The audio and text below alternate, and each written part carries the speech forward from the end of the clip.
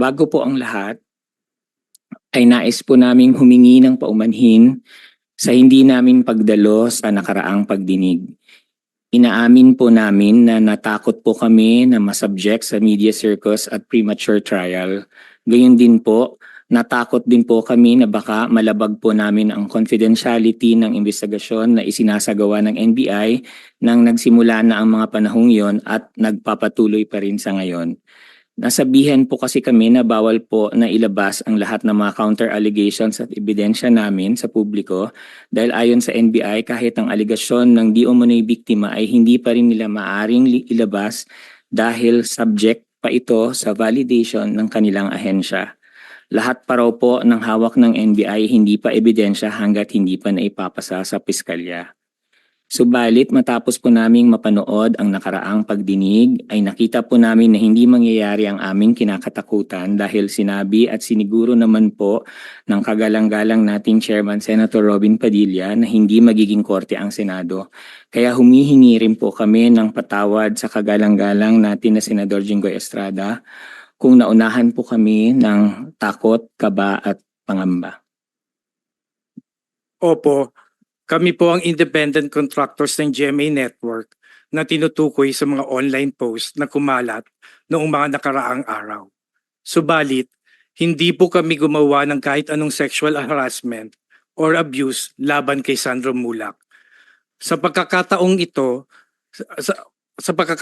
sa harap ng iyong lahat, mariing tinatanggi po namin ang lahat ng mapanirang akusasyon na ito laban sa amin. Kami po ay hindi executives ng GMA Network tulad ng mga lumalabas.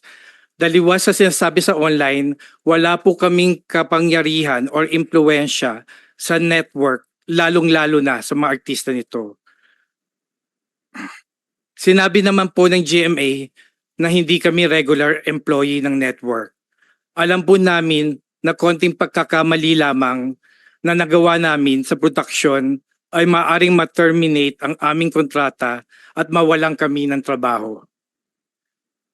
Subalit, tumagal kami sa telebisyon ng more or less 30 years.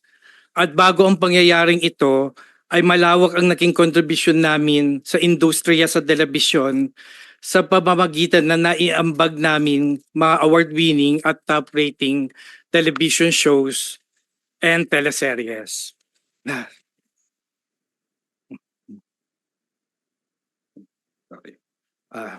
Tapos na? Hindi pa. Maganda po ang takbo ng aming karera. Sir Richard, tubig po. May tubig po kayo sa tabi po, ha? Opo. Okay. Mahaba ba yung ano? Ikaw ba Sandali lang po. scriptwriter ka? Baka mahaba yan. Hindi po. Maganda po ang takbo ng aming karera. Maitatanong niyo po kami sa aming mga nakatrabaho at masasabi naman po namin na iginagalang kami at naging malinis po ang reputasyon namin sa aming mga naging employer at nakatrabaho sa loob ng 30 taon. Sa tinagal-dagal namin sa industriya, wala po kahit na isang reklamo, sexual man or anuman, ang nag-file sa amin. Kaya hindi po namin sisirain ang iniingatan naming pangalan at karera at reputasyon para makapag-abuso o harass ng isang tao. Lalo na po na alam namin na anak ng sikat na artista at maimpluwensyang pamilya. Ano ba naman po ang laban naming mga ordinaryong manggagawa lamang laban sa kanila? Hindi naman po namin itinatangging bakla kami, sa katunayan ang pagiging bakla namin ang isa sa mga dahilan kaya kami naging creative, artistic at nagkaroon ng skills na kailangan sa industriya. Buong buhay namin, ginamit namin ang pagiging bakla namin sa maayos na paraan para maitaguyod ang aming mga pamilya. Kaya napakasakit sa amin at sa aming pamilya na mabasa ang aming mga pangalan online na may caption na bakla at kung ano-anong masasakit at mapanirang puri na bansag at descriptions. Bakla po kami, oo, pero hindi kami mga abuser. Bakla kami, oo, pero hindi kami gumagawa ng masama sa kapwa. Bakla kami, oo, at may takot po kami sa Diyos. Sa huli kami rin po ay humihiling ng hustisya, mabigyan sana ng hustisya ang malisyosong pagbibintang sa amin. Kaya po naming mapatunayan sa piskalya o korte na wala kaming kasalanan.